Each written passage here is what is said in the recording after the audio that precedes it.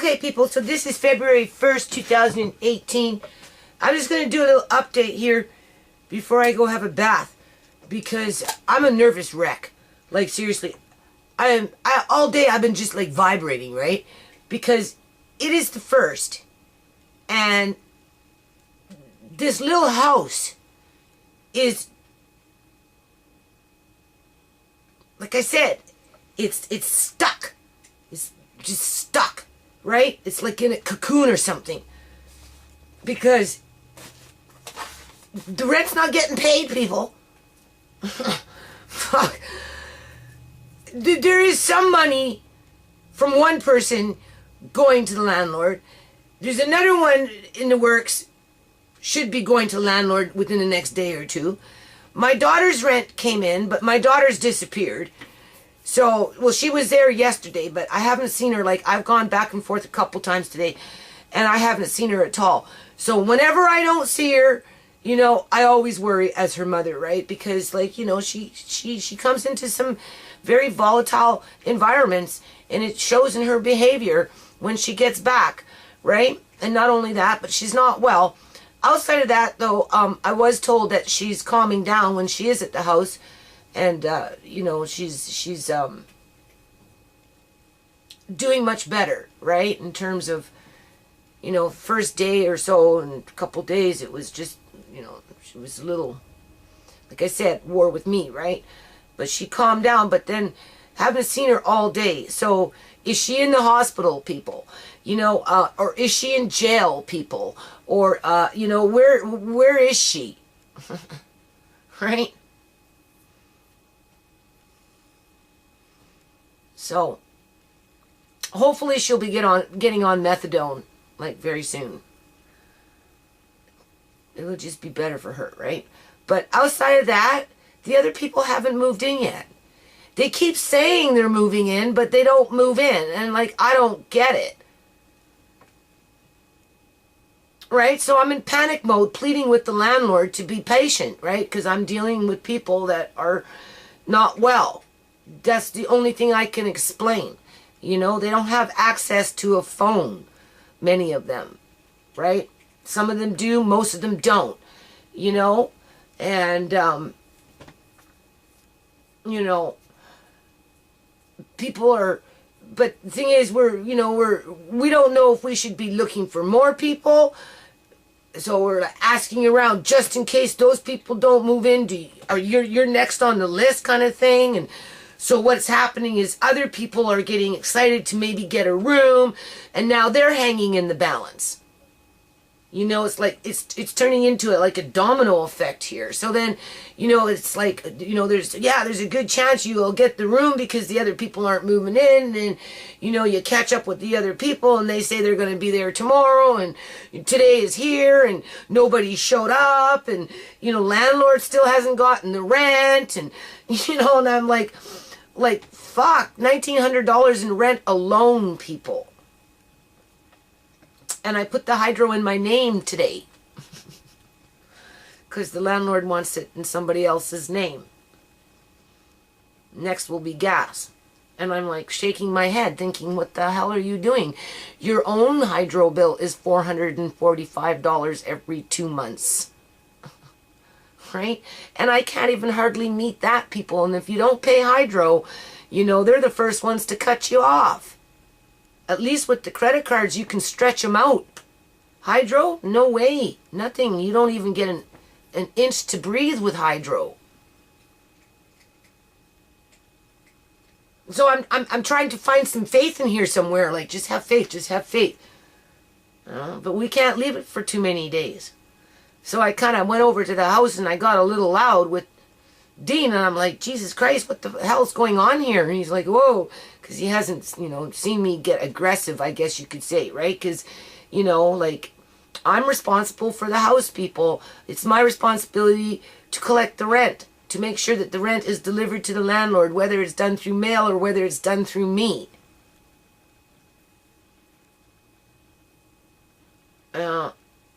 So I don't know if this is like a ministry department in terms of, you know, the social services with their assistant checks, You know, the rental part being put in the mail, or I don't know if somebody's running scams on me.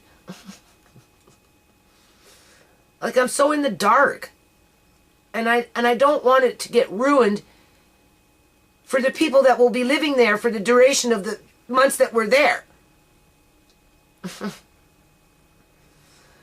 then, you know, I'm going into the, well, what ifs? What if this and what if that? And, like, what should I do if I want to run them out of there? Well, I'll go in there with a bunch of drums and I'll plant my ass down in the middle of the living room, just start drumming away. And then sooner or later, they're not going to like the noise and they'll leave.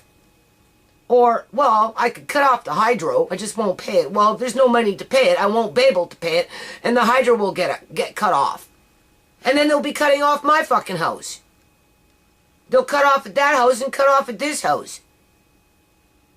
There's that domino effect again.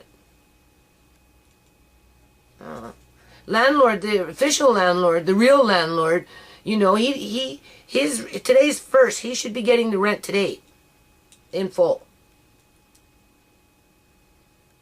Regardless of whether the rents are high or not, you know, there was a plan. We came in with a plan, and people are falling off the grid of that plan, and it's interrupting, you know, for everybody else. It's putting a lot of people in jeopardy. That's what's happening here. Right? Because if it doesn't change, like in the next few days, where there's, like, you can count on it in terms of what the arrangement is to be, right? As to who's living there and who's paying rent, not who's visiting. Right? There should be no visitors at this point. But it's cold outside. That's one thing I noticed about homeless people. For all their troubles, but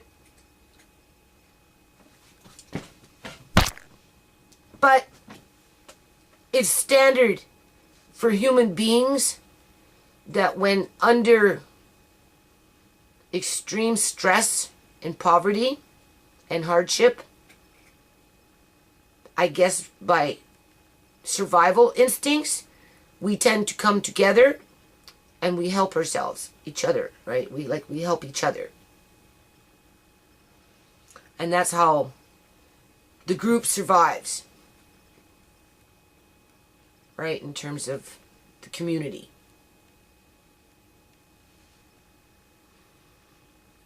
I'm kind of seeing that already happening with this house, but then at the same time, we need a second house so that the people coming to visit as friends that don't live there, right? Because that's what's happening, right?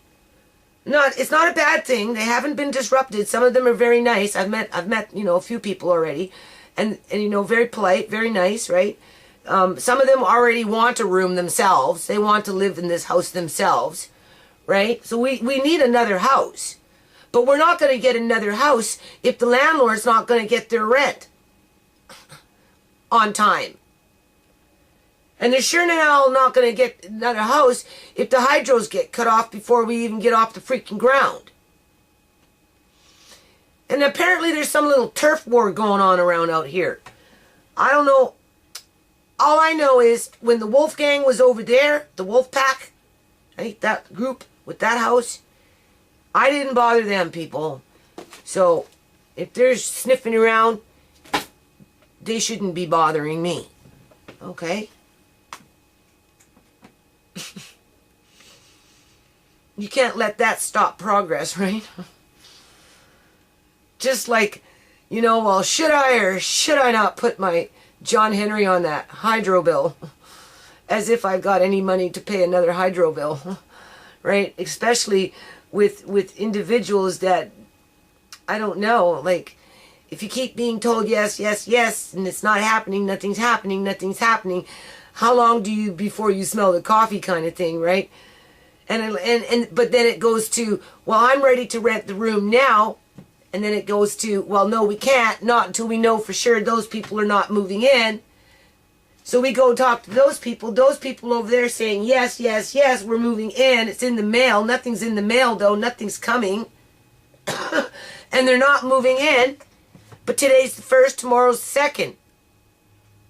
So what? We're going to sign up another person. It's going to take another 12, 14 days for that rent check to come in with a little bit of damage deposit, assuming that the province will pay for damage deposit because the house is only available for 7 months to a year. Because I'm starting to hear that there's no damage deposit involved if it's under a year. So services won't pay for the damage deposit. Which is, I said, well, if that's the case, we'll dispute it because, you know, just because you only can live there for 7 months doesn't give you the right to start damaging the place, right?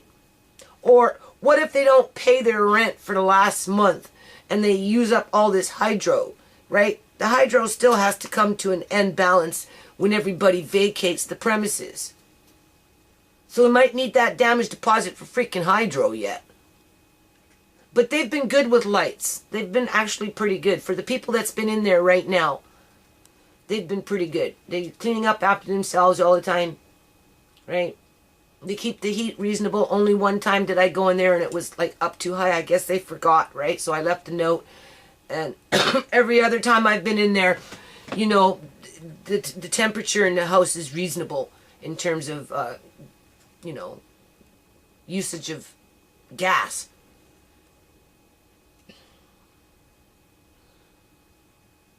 Lights they keep down for the most part, right? But once you get more people moving in, and obviously it's going to just skyrocket.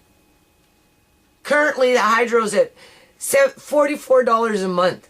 I said $44. That's hydro? $44 a month? Are you like, yay? Obviously, no, it's not $44 a month, people. It is when the house is sitting empty and quiet. Nobody's using anything. Right? That house sold last year. And then it sold again. And then I think it sold again. I think it sold 3 times in under a year. And now it's slated to be demolished. As people are afraid to move in because maybe they don't want to have their heart broken when they have to move out. Right? Because that's the reality. Where are you going to go after you move out? Their situation is the same situation as my situation. Right? Only they represent the more stark reality of what's happening here in terms of the housing market. Because, you know, you get these flyers in the mail, right? Coming in through your mailbox.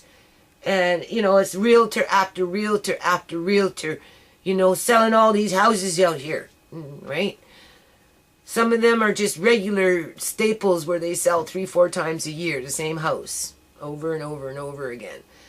And every now and then they get lucky and they get a new house to start selling, like that one. That one didn't start selling until the original owners sold and left. And they were kind of young, so that house probably belonged to their parents. And their parents are probably in an old folks home tucked away while the kids are running around spending the money. Just saying, right? Oh my God. So I did a little looky-loo with in terms of being a realtor, and for BC, they don't have to have a lot of training, and it doesn't take long for them to become a realtor once they decide they want to be a realtor. And because of that, there's a lot of realtors in the province of British Columbia, Canada, and a lot of them are unethical, right? Because not only are they not fully trained to be professional, ethical realtors, but there's too many of them to keep track, and I don't think they have like a main registry, and if they do, you know, they don't pursue hard penalties against corrupt and disingenuous realtors, right? That they see a house, you know, throw somebody some kickbacks. Next thing you know, I'm out in my yard working like a fucking dog, right? Even though I've been out in my yard working like a fucking dog already for a long time. just because somebody's itching to buy this house thinking they can get me kicked out. So none of that has changed. None of these problems that we have changed. So I'm just sitting here like, I'm still asking myself why I have this little house. They're starting to call me Momma Lynn because when I go out, I say I'm Judy and I'm Momma Lynn. I like to, when I'm working with people, it doesn't matter if it's kids or whatever, DJ Riley calls me Momma Lynn, right? It's just, I like that, but I'm not used to it. They're starting to call me Momma Lynn, right? And it just like, it's like bringing me back to a different era, in time, right? Where, it can be, it's a very fragile time, because for someone like me, trying to build in programs with no resources, people, and then get limited help from the community in terms of having access to resources. Like when I used to work at Gateway Place, I used to go out all the time, do things with the kids and whatever, and I told you what happened with a couple of people that were board directors that were working with me at that time, and how one person was collecting the pop bottles and the bread and impersonating herself to be me, and the other one was throwing, after she held my books hostage for 3 months, right, over the freaking balcony, making threats on my, personal body because she was 3 times the size of me, and she thought just because she was bigger, she could be a bully, right, showing off to whoever that was witnessing that situation. But through it all, I was Momma Lynn with the kids and with the families that participated when I was in the process of creating program development. I just didn't get the full support from the company because the company didn't want to make the financial investment when in fact they should have, because they were housing, they had 133 suites and they were housing, oh God, I could work I could work with up to 60 kids in a day. From 10 o'clock in the morning to 10 o'clock at night, I would go through 60 kids in terms of if I was doing some crafts or something like that. Because just as one group was finishing, another group would come in. That group would finish, another group would come in. So I'm out there at 10 o'clock at night in the dark, packing up everything as the kids are still making before they take home. That's what I used to do, people. That's the Momma Lynn that I'm talking about, right? So for me to hear Momma Lynn, it's like, well, I wonder if we'll ever get back to that point, because that in itself is a community when you've got a group of people, being productive and enjoying themselves while they do it, for a better future, for a brighter day, for a more peaceful world, for those types of reasons, right? To be creative and free, to be the new saying today is to be you. You just do you, right? Well, that's Momma Lynn, and I'm like, I remember those days. But I don't know if those days are going to happen, though, because this cocoon that we're in, like, I don't know what's going to come out of it, because I just feel like, I don't know if it's oppression. I don't know if it's, politics in the neighborhood in terms of gang activity and, somebody trying to put their turf on it, or if people are afraid because they're afraid of the change, or it's the fact that it's only temporary and they're afraid to, make the effort to do the change and then have it pulled out and be afraid to have it pulled out from underneath your feet as to where you're going to go next. So in that case, it's just it makes more sense for some people just to stay where they are because they're afraid of the next step when it comes time to leave that place. Everybody has different kinds of coping mechanisms, right? Because I do honestly think that these people want the house, but I don't know what's holding them up. If it's strictly financial, are they waiting for me to say, oh, the landlord got the money? Like, why aren't you guys moving in? right? Because how long do I have to wait for before the landlord gets mad at me, and then now we're in this cocoon? So, you know, it's just I don't know. So that's where things are at right now, people. I'm trying not to be I'm trying not to get mad. I am getting a little mad because I'm thinking things that I shouldn't be thinking about before I even have a chance to you know, as I'm hooking, this is what I mean. As I'm hooking up the hydro on the same day, I'm also thinking how to shut it off. If the landlord is going to be abused in terms of not receive his rent, right? And have the basic hydro and that kind of stuff be taken care of because he doesn't want to have to deal with that, right?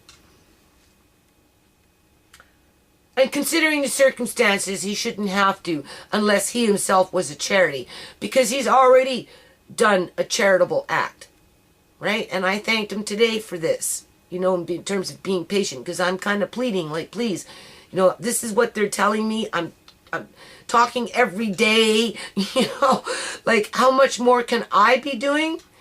You know, no regrets. I don't regret what I'm doing. You know, he has already thanked me, though, for keeping an eye on things, I guess you could say, right? You know, the garbage got to put out, and he said, oh, that was nice that I didn't have to worry about that. So, he's still safer to do this with me, people, in terms of renting that place out for that amount of money, regardless of what the mortgage is, for such a short period of time, and walk out unscathed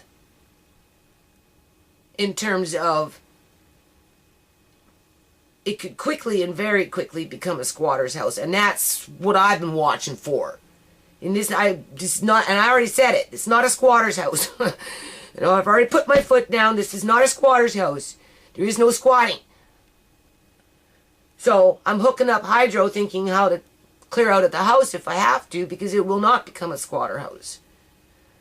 So one way is shut off the hydro. But the hydro would automatically be shut off anyway if the bill doesn't get paid. So there you go, right? So who shoots themselves in the foot? Certainly not me. But at the end of the day, I'll be the one left responsible for it. So the longer it goes into, you know, today's the 1st, tomorrow's the 2nd, it's the 3rd, it's the 4th, and these people still haven't moved in, you know, 2 weeks later from the time of starting the process, their check hasn't been delivered to the landlord. When do I say enough is enough? It's time for the next tenant to move in, otherwise there won't be no house. Right? And those people that we are talking to have said they want to move in. So how long do I allow them to wait before I can move them in if the other ones aren't moving in? I mean, this is completely unnecessary. For the number of people that are needing of housing in the city of Surrey, British Columbia, Canada, why is it that 4 people are holding up progress? Right? When there's thousands that would love to have this little house for the duration that we have it, and quite possibly get a second house. And if we get a second house, people, trust me, we'll get more than just 2 houses. But not under these circumstances. Not where I'm getting, like, completely stressed out, which I am right now.